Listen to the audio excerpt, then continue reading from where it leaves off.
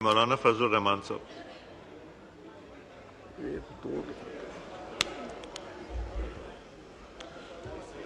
بسم اللہ الرحمن الرحیم نحمدہ ونصلی علی رسولہ الکریم. جناب اسپیکر، یہ تو ماہر قوانین جانے کہ آج جو ترمیم لائی جا رہی ہے اس کی قانونی ضرورت کتنی ہے اور کتنی نہیں، یا ہے بھی اور نہیں. لیکن اس قسم کی جو قانون سازیاں ہیں جناب اسپیکر، اس کا ایک اپنا پس منظر بھی ہے، اس کی ماضی بھی ہے اور طویل ماضی ہے. دہشت گردی کے حوالے سے، دہشت گردی کے خلاف جنگ یہ صرف پاکستان میں نہیں، عالمی سطح پہ شروع ہوئی تھی، اور دہشت گردی کے خلاف جنگ کی قیادت امریکہ بہادر خود کر رہا تھا، اور پاکستان کی مشرف گورنمنٹ نے اس اتحاد کا حصہ ہونے کا فیصلہ کیا تھا. اور اس کے بعد دہشت گردی کے ساتھ ساتھ یہاں پر بدعنوانیوں کے خلاف، کرپشن کے خلاف نیب قوانین بنائے گئے. مجھے تعجب اس بات پر ہے کہ کبھی کسی قانون دان نے یا کبھی کسی پارلیمنٹیرین نے اس تمام تر تاریخ اور اس تمام تر ماضی میں، اس تمام تر قانونی چارہ-جوئیوں میں اس نقطے کو کبھی دیکھا ہے کہ ہم نے اس قانون سازی کے تحت پاکستان کے ہر فرد کو، پاکستان کے ہر شہری کو پیدائشی مجرم قرار دے دیا ہے. پاکستان کا ہر شہری اس وقت پاکستان میں مجرم ہے. حکومت اور ادارے جب چاہیں بغیر پوچھے کسی شخص کو بھی گرفتار کر سکتی ہیں، اور گرفتار کر لینے کے بعد پھر اس کو ثابت کرنا ہوگا کہ میں گناہگار نہیں ہوں. یہ شریعت کے لحاظ سے کہاں ہے، یہ انسانیت کے لحاظ سے کہاں ہے؟ اس کا نشانہ صرف پاکستانی قوم کو کس طرح بنا دیا گیا ہے. اور پھر ہماری طرح کے کچھ کمزور ممالک، ترقی پذیر ممالک، ان کے کچھ حوالے بھی دیے جاتے ہیں کہ یہ قانون فلاں ملک میں ہے. غلط قانون کو بطور نظیر پیش نہیں کیا جا سکتا. آپ جانتے ہیں کہ کتنے ممالک ہیں دنیا میں کہ اسی طرح کی غلط قانون سازیوں اور عدالت کے غلط فیصلوں کے نتیجے میں ہمارے قانون اور ہمارے فیصلے بطور نظیر پیش نہیں کیے جا سکتے. ان عدالتوں نے بھی پابندی لگائی ہوئی ہے، ان پارلیمنٹوں نے بھی پابندی لگائی ہوئی ہے. ہم کہاں جا رہے ہیں؟ میں بتانا چاہتا ہوں، ایک شخص کو گرفتار کیا گیا خفیہ رپورٹ کی بنیاد پر، اپنے گاؤں سے 15-16 کلومیٹر دور، اور لگا دیا کہ جی اس کے گھر سے اسلحہ پکڑا گیا. بھائی تم گھر میں گئے نہیں ہو، تم نے 16 کلومیٹر دور اس کو پکڑا ہے، ایک دکان میں پکڑا ہے اس کو، گھر سے برآمد ہو گیا اسلحہ. اس طرح کی جھوٹ بولے جاتے ہیں. ہم نے وہ مثالیں بھی دیکھی ہیں کہ اے پی ایس حادثے سے 1 سال پہلے ایک نوجوان کو اٹھایا گیا، 1 سال پہلے اداروں کی کسٹڈی میں تھا، اور اس جرم کی پاداش میں ان کو پھانسی دی گئی اور لٹکا دیا گیا.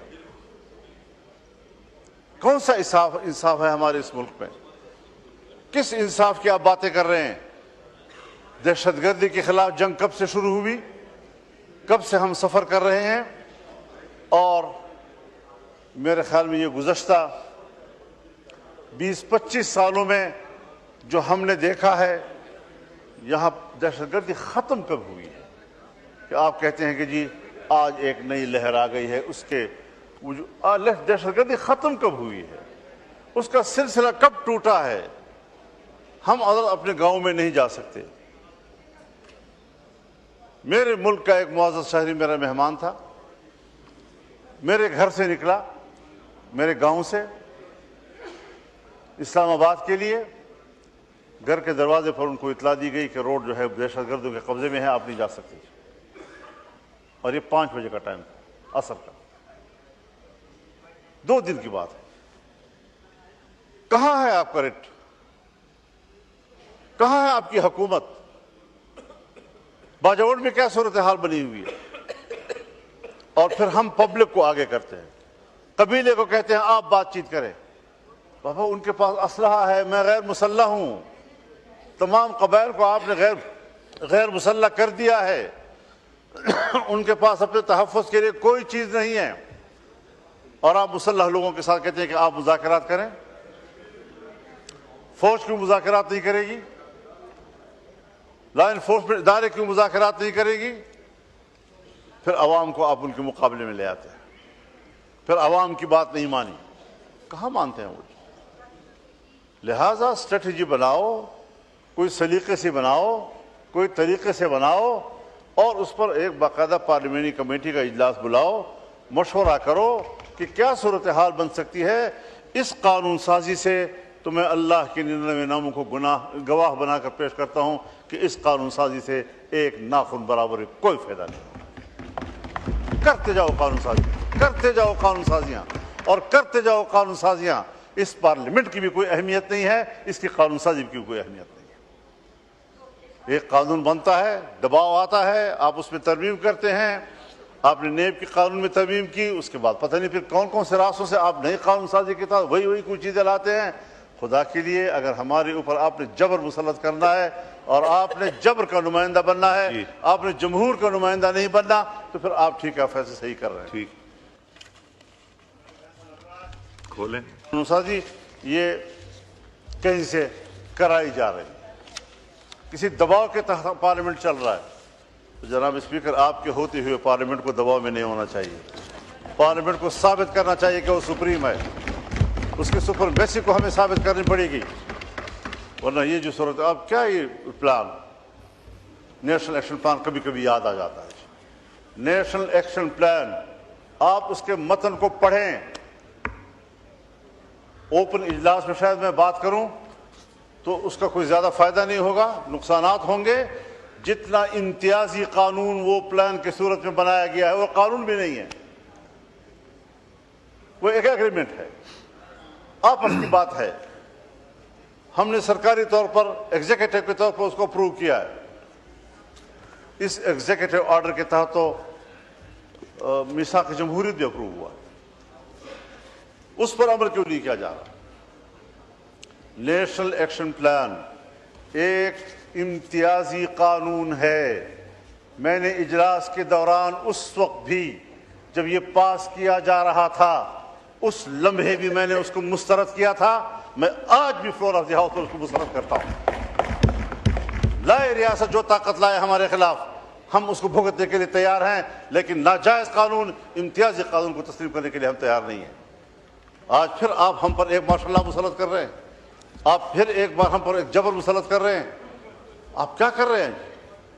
راتوں رات مسجدیں گرائی جا رہی ہیں، اسلام آباد میں گرائی جا رہی ہیں، آپ خود دہشت گردی کو دعوت دے رہے ہیں، آپ تو انتہا پسندی کو دعوت دے رہے ہیں۔ کبھی ہمارا ماٹو تھا، لاہور کی ایک مسجد بنی، شب بھر میں بنا دی مسجد تو ایمان کی حرارت والوں نے، اور آج شب بھر میں گرا دی مسجد۔ آگے نہیں کہتا، ذرا مختلف ہو جاتا ہوں۔ جی شکریہ، جی شکریہ مولانا صاحب۔ کھولیں مولانا۔ 50 کی آپ نے لسٹ مہیا کی ہوئی ہے۔ مسجد جب بن جاتی ہے تو پھر وہ مسجد ہے، قیامت تک کے لیے مسجد ہے۔ کسی مائی کا لال اس مسجد کو نہیں گرا سکتا۔ ہم اپنا خون گرائیں گے لیکن مسجد کو نہیں گرنے دیں گے، اور اس کو دوبارہ تعمیر آپ پر لازم ہے۔ آپ نے 24 گھنٹے کا ٹائم لیا تھا، آج 1 بجے وہ ٹائم ختم ہو گیا ہے، ابھی تک آپ نے وہاں اینٹ نہیں رکھی۔ اگر صورتحال خراب ہوتی ہے تو فضل الرحمان ذمہ دار ہوگا۔ میں تو یہاں تھا بھی نہیں، یہ وقوع ہوا، لوگ اشتعال میں آئے، لوگ جمع ہو گئے، وہاں پر پہنچ گئے، نمازیں پڑھائی جا رہی ہے، اور قرآن کریم کو بھی آپ نے باہر نہیں نکالا کہ قرآن کریم کی نسخے باہر رکھ کر آپ مسجد گرائیں۔ آپ کو اتنی جلدی تھی کہ قرآن کریم کو بھی زمین میں دھسا دیا گیا۔ کوئی شرم اور حیا ہے یا نہیں ہے؟ آپ قرآن کریم کو دفنائیں، اور پھر اتنی جلدی میں وہاں پر درخت بھی کھڑے کر دیے، راتوں رات درخت بھی، یہاں کوئی مسجد تھی ہی نہیں۔ امینڈمنٹ پہ آ جائیں پلیز۔ حضرت یہ مسجد ہے، یہ مسجد تھی، نہیں، اب تو یہ amendment مسجد ہوئی، رہے گی، oppose ہوئی۔ اور 50 مساجد کی جو لسٹ آپ نے مہیا کی ہے، میں چیلنج کرتا ہوں آپ کو، آپ کسی ایک مسجد کی ایک اینٹ ہلا کر رکھ دیں، پھر فضل الرحمان نہیں ہوگا۔ مذاق بنا رکھا ہے آپ لوگوں نے، اس طرح کی حرکتیں کی جائیں گی ملک کے اندر، پھر کہیں گے جی ذرا ٹھنڈا کرو معاملے کو، ٹھنڈا کرو معاملے کو، ابھی 14 اگست آ رہا ہے، ابھی وزیر داخلہ ملک میں موجود نہیں ہے، ذرا ان کو آنے دیں۔ بھئی اتنا وقت آپ کو گرانے میں بھی لگا جتنا آپ ایک گھنٹے رکھنے کے لیے مانگ رہے ہیں؟ 3 گھنٹے میں آپ نے مسجد گرا دی، ہموار کر دی، قرآن مجید دفن کرا دیے، درخت لگوا دیے تاکہ نام و نشان مسجد کا نہ رہے، اور اب وہ ایک اینٹ رکھنے کے لیے آپ کہتے ہیں وزیر داخلہ کو آنے دو، 14 اگست گزرنے دو۔ حضرت یہ بات واضح ہے، جب تک پاکستان کی سرزمین پر اور اسلامی جمہوریہ پاکستان کی سرزمین پر مسجد محفوظ نہیں ہے، آپ کا یوم آزادی بیمانی ہے۔ جی امینڈمنٹ پہ آ جائیں مولانا صاحب۔ اس مذہب کے لیے، اس دین کے لیے، اسلام کے لیے، لا الہ الا اللہ کے لیے، شاعر دین کے لیے، اس کے تحفظ کے لیے اس ملک کو بنائے ہوئے ہیں، اور اسی کے لیے ہم یوم آزادی مناتے ہیں۔ اگر اسی دن ہمارے شاعر پر حملے کیے جاتے ہیں، ان کو تباہ کیا جاتا ہے، یوم آزادی کس چیز کا؟ آپ کے اوپر ایک بڑے فکر مند انسان کی میں تصویر طلال رکھی صاحب ہوئی ہے۔ پہلے یہ کر کے تو پھر آپ کو دوں یہ گا۔ کیا سوچے گا، اس کی روح کیا سوچے گی؟ جی ایمان کہاں گیا، اتحاد کہاں گیا، یقین محکم کہاں گیا، جی اور آزادی کا دن بنا رہے ہیں۔ یہ ساری چیزیں ہم تضادات کا شکار ہیں قومی سطح پر، اور ہمیں آج ہی وہاں پر وعدے کے مطابق 48 گھنٹے کے اندر، 48 گھنٹے 1 بجے پورے ہو گئے ہیں، 1 بجے پورے ہو گئے ہیں، اور ابھی تک وہاں پر اینٹ نہیں رکھی گئی۔ تو یہ خلاف ورزیاں یہ آپ کی طرف سے ہو رہی ہیں، اور ہم آپ اشتعال کا ماحول پیدا کر رہے ہیں۔ آپ اشتعال پیدا کریں اور ہمیں کہیں کہ جی آپ کول ڈاؤن کریں، یہ نہیں ہو سکتا۔ شکریہ، شکریہ جی۔